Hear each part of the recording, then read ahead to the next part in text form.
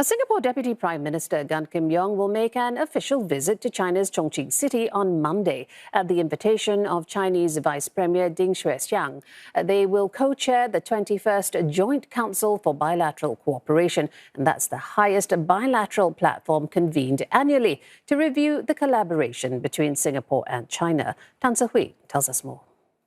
I'm in southwestern China's Chongqing, one of the country's fastest growing megacities that will set the stage for Singapore and Chinese leaders. At this year's Joint Council for Bilateral Cooperation, leaders will review and set the strategic direction for cooperation between both countries. As seen at last year's meeting, numerous agreements are typically signed, covering a wide range of areas, including trade, digital economy, and education. Now, this will be Singapore Deputy Prime Minister Gan Kim Yong's second trip to China this year. He last visited in September during China's Victory Day parade, which marked 80 years since the end of World War II. Then, Mr. Gan also went to Guangzhou and Shenzhen. This visit comes amid a series of high-level exchanges as both sides mark several milestones, including 35 years of diplomatic ties this year and the 10th anniversary of the Chongqing Connectivity Initiative, the third government-to-government project between both countries. Mr. Gan will visit sites featuring the project's initiatives as well as meet Chinese leaders, including Chinese Vice Premier Xuexiang and Chongqing's Communist Party chief Yuit. On this trip, Mr. Gan is accompanied by Singapore leaders, including Foreign Affairs Minister Vivian Balakrishnan, Digital Development and Information Minister Josephine Teo, Education Minister Desmond Lee, and Manpower Minister Tan Si-ling. Tan Se-hui, CNA, Chongqing, China. Well, let's take a closer look at Se-hui's story and at the Singapore-China Economic Cooperation and what Singapore businesses look forward to from the JCBC. And for that, we speak with Yuit, President of the Association of Small and Medium Enterprises. Welcome back to the studio. Now, Singapore and China, they're going to be reviewing their cooperation, as was mentioned at this year's JCBC. What specific outcomes, announcements would SMEs watching from home be looking out for, and why?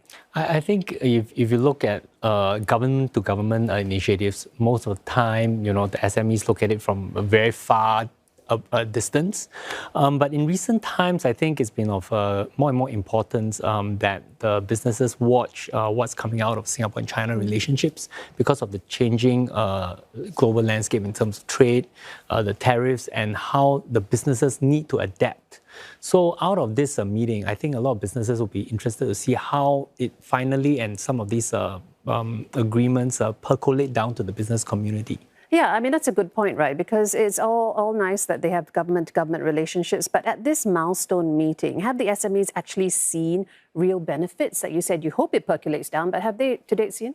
In most of the time, the relationship between what the SME benefits and the linkage back to the policy or the agreement actually is quite a few steps. Yeah. So most of the time, you will not see the linkage unless you really draw the line. But I think what's important is that you can see that these really encourage greater collaboration. And then SMEs are willing to step forward and explore more.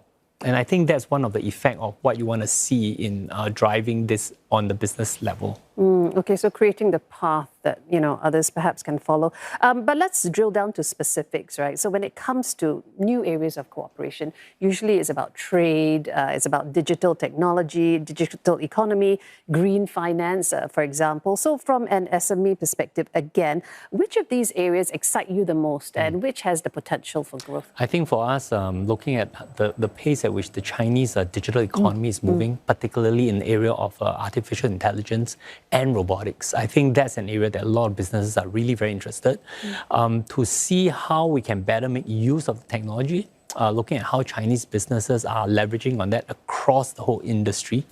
And in terms of green economy, not just in financing, we are trying to look at how that can also be something that Singapore businesses can look at, because Chinese are leading the way in terms of the green economy. Yeah, absolutely.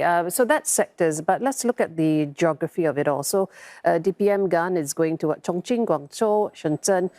These places, is he picking the right places? Are they realistic markets for Singapore's SME, or do they still feel, just a bit beyond reach? Yeah, so typically these are what you consider the more advanced cities. And typically what will happen is that you would go there maybe for technology transfer.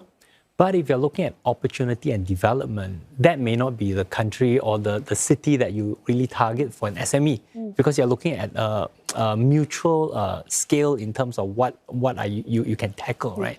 So yeah, I think you are pointing out, alluding to that. And I think we must take an agile approach in terms of looking at sourcing and also where you penetrate the market. And where we penetrate the market may be smaller cities. Like others, for example, if you look at the third-tier cities, maybe in Shandong or some other cities in Guangxi, that may be areas that may provide more opportunities for SMEs.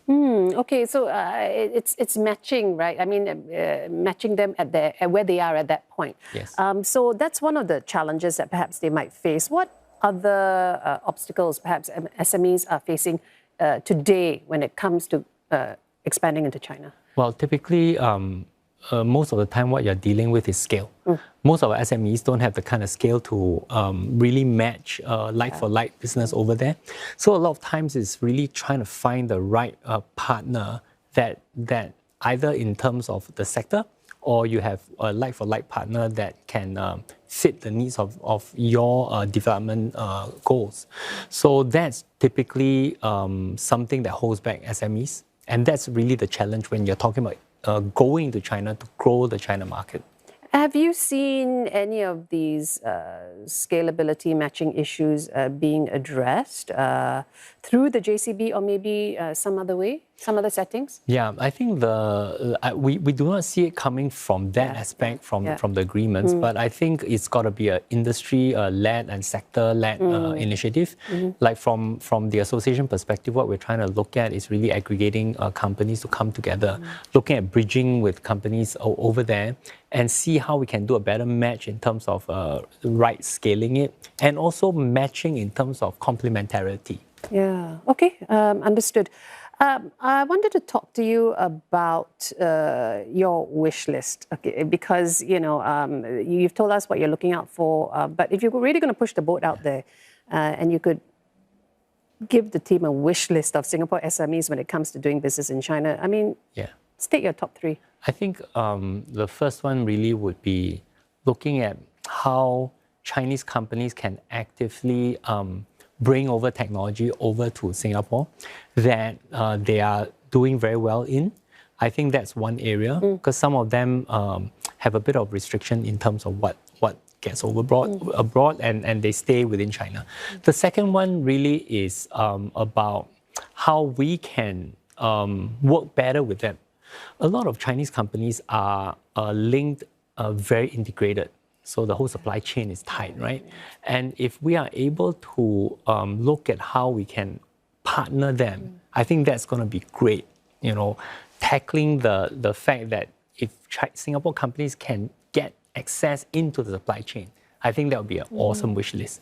The third one is really how can we better partner Chinese companies to tackle overseas initiatives. So together, a joint venture and going into a third country, Africa, Europe, the rest of ASEAN. I think that would be the third wish list. Always appreciate your candid insights when you come and join us. Thank you so much. I've been speaking there with ASME President Yuit. Thanks again. Thank you.